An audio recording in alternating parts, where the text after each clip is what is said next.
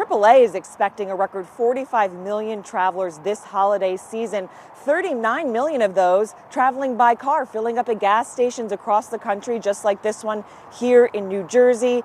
The national average, as you mentioned, you're talking about $4.55 a gallon. That is up more than 50 cents in just the last month and up more than $1.50 since the war broke out with Iran at the end of February. This is the second highest gas price for Memorial Day travel on record, only to be beat by in 2022 when prices were $4.61 a gallon.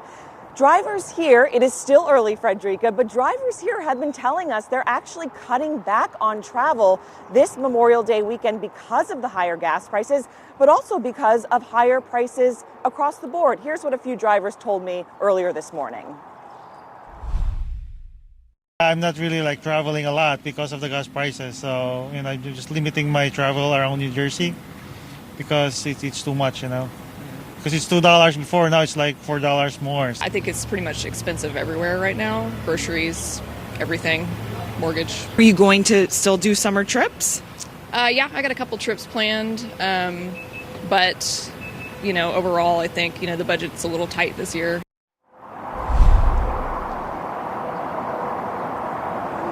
So some travelers deciding not to travel at all this holiday weekend, but maybe some upcoming trips still planned for the rest of the summer. We're at a point where every state in the United States has an average gas price of over $4 a gallon. Even in some of the more affordable states for gas prices, Mississippi, Georgia, Indiana, you're still looking at an average of more than $4. And then there are about 7 states across the United States where gas prices are over $5. So you have California, you have Hawaii, and Oregon. In terms of the rest of the summer, if this war continues, if the Strait of Hormuz, which is the reason why gas prices are so high, if that Strait of Hormuz is still closed for a duration, GasBuddy is expecting that the average price for gas from Memorial Day to Labor Day will be $4.80 a gallon. So drivers here very aware of these higher prices and making decisions accordingly, starting the summer out, maybe staying at home, staying local to try to save a little bit of money. It's so expensive, and the average price for an airfare ticket domestically, according to travel site Going, has gone up 15% in the last year. It is not daunting, the millions of people who are traveling today. This is the Terminal 2 North checkpoint here at Reagan National Airport, taking folks about 11 minutes to get through general security screening here right now. 3 million people, according to TSA, will pass through airport security checkpoints nationwide today. That is one of the busiest days for air travel in TSA history. The airlines insist that they are ready, even though they have trimmed schedules and changed flights because of the added expense of the war in Iran. Take a look at the departures board here. Here's what's going on at National Airport. Right now, not a lot of yellow, not a lot of red. That's good, but it could change. The Federal Aviation Administration says we could see ground stops and delays as the day goes on. There is some crummy weather, essentially from Texas all the way up to Pennsylvania. The concern areas are as follows: Austin, Dallas, going into Florida, Tampa, Orlando, Atlanta, which is a huge hub, one of the busiest airports in the world, Charlotte, and then, of course, here at DCA. One of the big stories unfolding right now is the sinkhole that is closed, one of the 2 main runways at New York's LaGuardia Airport. Runway 422 is closed until at least 6 a.m. tomorrow. That's the latest update from the Federal Aviation Administration. Delays there, about 90 minutes on average, according to the FAA. Of course, given all of that about air travel, so many people will elect to drive. And AAA, as you said, 39 million people anticipated to drive 50 miles or more over this long holiday weekend. The national average, 455. AAA, though, tells me it's really not going to take much of a dent in people's decision matrix when it comes to driving. They say that folks really only begin to consider not driving when the national average for gas reaches about $5. We'll see as the day unfolds. The big headline when it comes to driving, if you've not left around now or not thinking about leaving, maybe wait until tomorrow or at least late tonight, Danny. Are you surprised to see that a record number of people are going to be traveling this holiday weekend despite these rising gas prices? Well, traditionally, when gas prices go up in such a sharp motion for a sustained period of time, it really does take motorists a lot more to want to hit the road. And, our survey found that there is going to be a slight drop in some of that summer travel, but Americans hold very steadfast. When you look at gas prices in the summer, the 3 months that Americans get to take off time from school and work, when we're talking about some of the best weather over the course of the year, Americans really aren't going to slow down much when faced with gas prices at these levels. Even if prices go higher, the feel index of what we're experiencing is still dramatically better than 2008 when people started to get out their bike, walk, and do those types of things. Americans are still only spending about 6 minutes to buy a gallon of gas. Back in 2008, it hit almost 11 minutes to buy a gallon of gas. Well, and I imagine, especially after such a cold winter, at least here in the Northeast, a lot of people are looking forward to getting out any way that they can.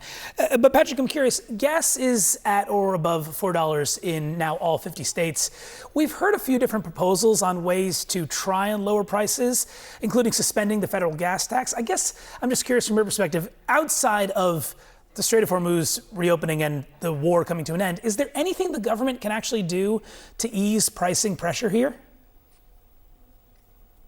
Yeah, Danny, I mean, this is a great question. The Trump administration's basically pulled every lever that it can, from the Jones Act waiver to the E15 waiver to a summer gasoline waiver.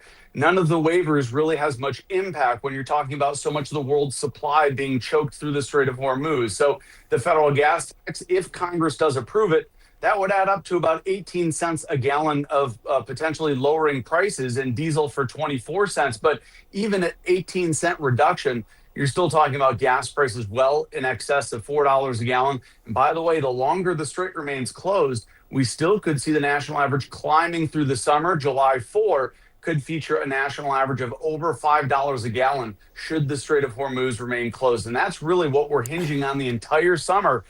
Whether we see record prices, really all it has to do with whether the strait is closed or open. Yeah, and the dog days of summer coming very quickly.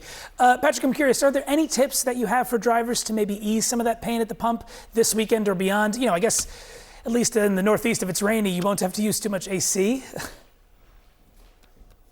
Yeah, Danny, the number one thing, the easiest thing most Americans can do, it's like getting a free gallon or two every time you go to the gas station, is simply trying to drive more fuel efficiently, reducing speeds even slightly on the highway, going 70 or 65 instead of 75 can drastically improve the amount of miles you get out of a single tank of gasoline. So even if you're around town, obviously avoiding rapid acceleration, making sure your vehicle's maintained. But the number one factor, and again, a lot of folks overestimate what difference they can make, is simply just trying to drive more defensively and slowing down.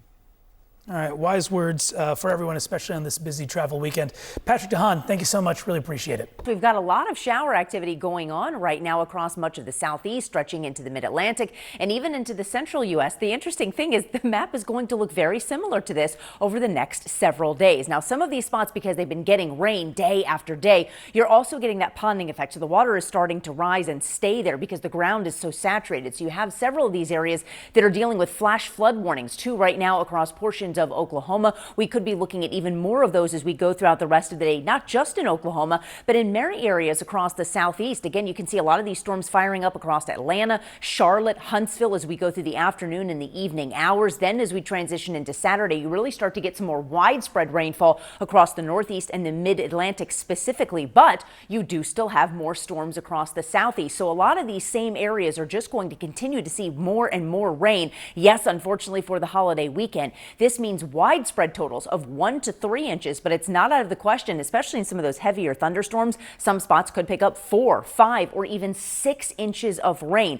keeping in mind that this could be one day's worth of rain. Then the next day they get more rain, and the next day they get more rain, because it's going to be a multi-day thing. So here's a look at Friday, then Saturday, then Sunday. The list keeps going Monday and Tuesday, but notice that a lot of those states were in that green color every single one of those days, and that's why we have the flooding concern. It's not necessarily that just any one given day is going to have a tremendous amount of rain. It's the cumulative effect that a lot of these areas are going to go through. Another thing to note too, because of a lot of the storms that are going to be there is the potential for a few severe thunderstorms. For today, the main concern is really going to be here across areas of Oklahoma and Texas. That includes Amarillo and Lubbock, damaging winds, some large hail, and even some isolated tornadoes. Because you're going to have all of these showers, because you're going to have all this extra cloud cover, a lot of areas are actually going to see temperatures well below normal. Take, for example, Washington, D.C. The average high this time of year, 78 degrees. We will be 10 to 20 degrees below that for the next several days. New York, Boston, also going to be much cooler than normal. Now, places like Minneapolis and St. Louis, it's still going to be cool today, but we do start to rebound as we head into the weekend. New York, look at this. Unfortunately, for the holiday weekend, temperatures are going to be below normal. They get much nicer as we head into the return of the work week next week.